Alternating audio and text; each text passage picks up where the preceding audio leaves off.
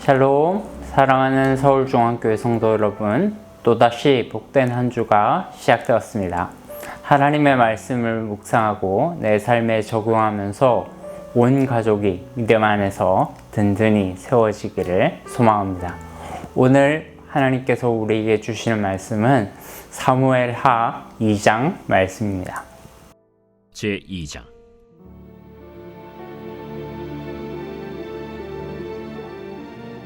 그 후에 다윗이 여호와께 여쭈어 아뢰되, 내가 유다 한 성읍으로 올라가리이까? 올라가라. 어디로 가리이까? 헤브론으로 갈지니라. 다윗이 그의 두 아내 이스라엘 여인 아히노암과 갈멜 사람 나발의 아내였던 아비가일을 데리고 그리로 올라갈 때에 또 자기와 함께한 추종자들과 그들의 가족들을 다윗이 다 데리고 올라가서 헤브론 각 성읍에 살게 하니라. 유다 사람들이 와서 거기서 다윗에게 기름을 부어 유다 족속의 왕으로 삼았더라. 어떤 사람이 다윗에게 말하여 이르되, 사울을 장사한 사람은 길르앗 야베스 사람들이니이다.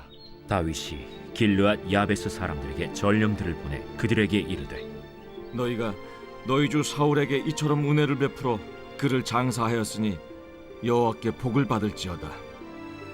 너희가 이 일을 하였으니 이제 여호와께서 은혜와 진리로 너희에게 베푸시기를 원하고 나도 이 선한 일을 너희에게 갚으리니 이제 너희는 손을 강하게 하고 담대히 할지어다.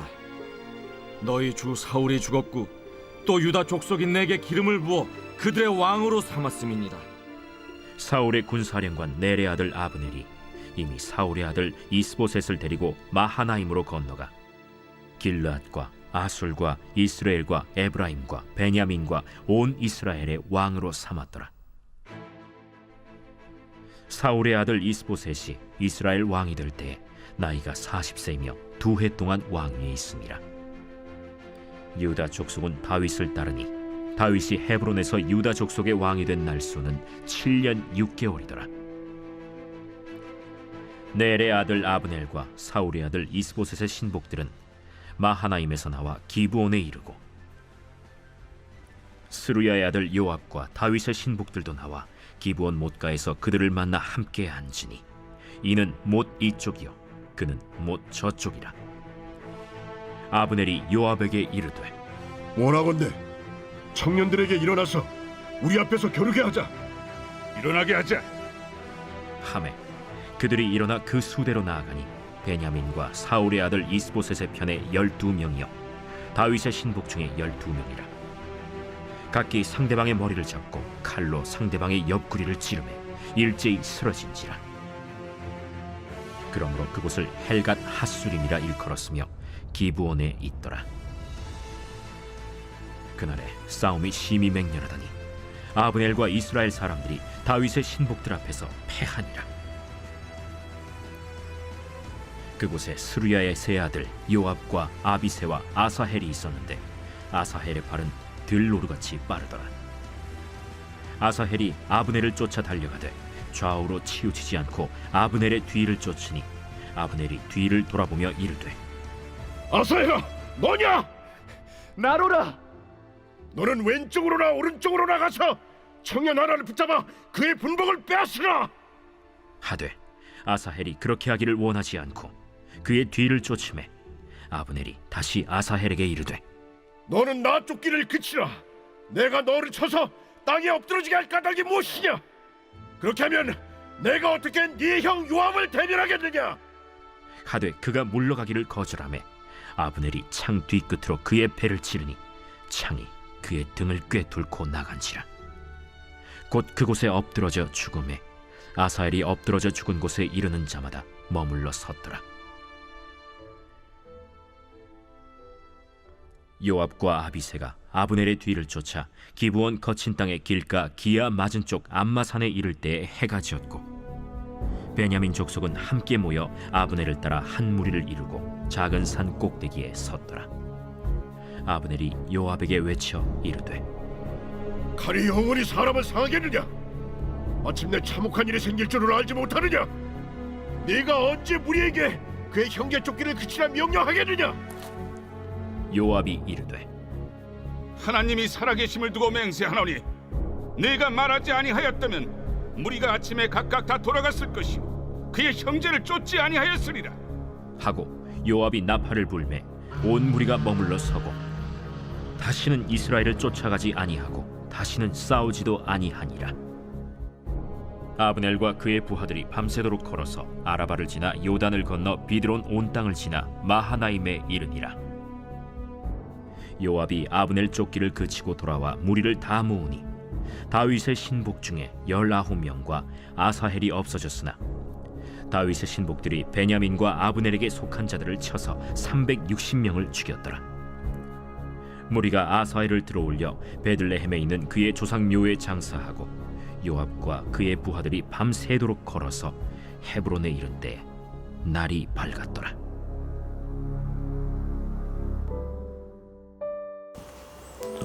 오늘 본문은 크게 두 부분으로 나눌 수 있는데요.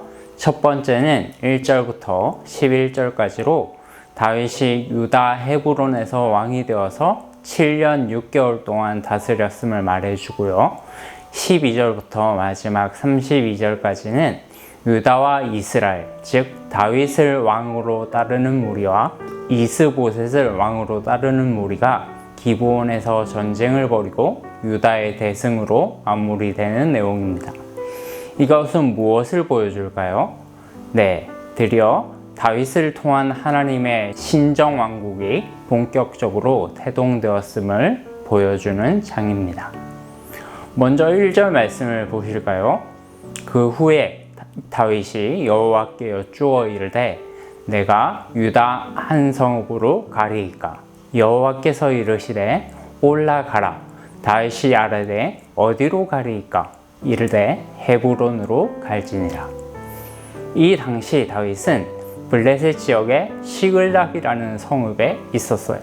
그런데 사울의 죽음으로 민심이 동요하기 시작하자 다윗은 하나님께서 자신을 통해 하실 일이 있다는 것을 직감하고 자신이 유다로 내려가도 되는지 하나님께 여쭤봅니다. 하나님께서는 가라고 명령하셨고 구체적으로 헤브론으로 가라고 하셨어요.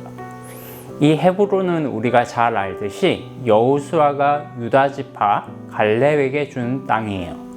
그리고 이 헤브론은 여호수아 20장 7절에 보면 살인자가 도망쳐서 목숨을 부지할 수 있는 도피성 역할을 하게 되죠.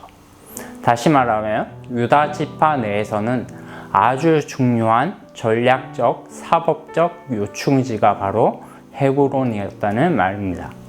무엇보다도 이곳에는 다윗을 따르는 사람들이 많았기 때문에 다윗이 앞으로 왕으로서의 통치 기반으로 삼기에는 아주 안성맞춤인 곳이었어요. 이에 다윗은 자신의 두 아내 아히노암과 아비가일 그리고 기존에 자신을 따르던 600명의 군사들과 함께 헤브론으로 내려갑니다. 그리고 다윗이 도착하자 헤브론 사람들이 그를 맞이하여 기름을 부어 왕으로 삼게 되죠.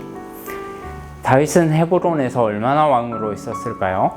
11절에 보면 다윗이 헤브론에서 유다 족속의 왕이 된 날수가 7년 6개월이었다고 말해요. 다윗이 왕으로서 통치한 총 횟수가 40년인데 그 중에 약 5분의 1가량을 헤브론에서 통치한 것이죠. 결코 짧지 않은 세월이에요. 그리고 이 말은 다시 말하면 다윗이 온 이스라엘의 통치자가 되는데 필요한 시간이 아직도 7년 6개월이나 남았다는 소리죠. 이전에도 10년 이상을 광야에서 그렇게 고생했는데 또다시 이렇게 긴 세월 동안 사울의 지방과 전쟁을 치러야 하는 다윗의 입장이 참 가련하기까지 합니다. 그러나 이 싸움은 단순히 다윗과 사울의 집안 싸움이 아니에요. 이 싸움은 하나님 나라와 사탄의 나라 간의 싸움이에요. 이 싸움은 하나님의 공의로운 심판이 얼마나 철저하게 이루어지는지를 보여주는 싸움입니다. 인간적인 군사력으로 보면 아직 다윗의 군대는 이스라엘의 이스보셋 왕의 군대에 미치지 못해요. 왜냐하면 다윗을 따르는 이스라엘의 지파는 유다 지파 하나밖에 없었고 나머지 11지파는 모두 이스보셋을 따르고 있었기 때문입니다. 그러나 31절에 보면 어떻습니까? 다윗의 신복들이 베냐민과 아브넬에게 속한 자들을 쳐서 360명을 죽였다라고 말씀합니다. 이에 반해 유다 군사들은 요압의 아우 아사헬을 포함하여 단 20명만이 전사했을 뿐이죠. 그리고 3장 1절에 보면 이런 말씀이 나옵니다. 함께 같이 읽어보실까요? 사울의 집과 다윗의 집 사이에 전쟁이 오래매 다윗은 점점 강하여 가고 사울의 집은 점점 약하여 가니라.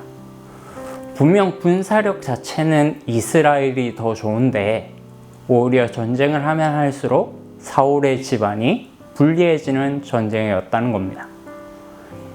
이것은 무엇을 말해줍니까?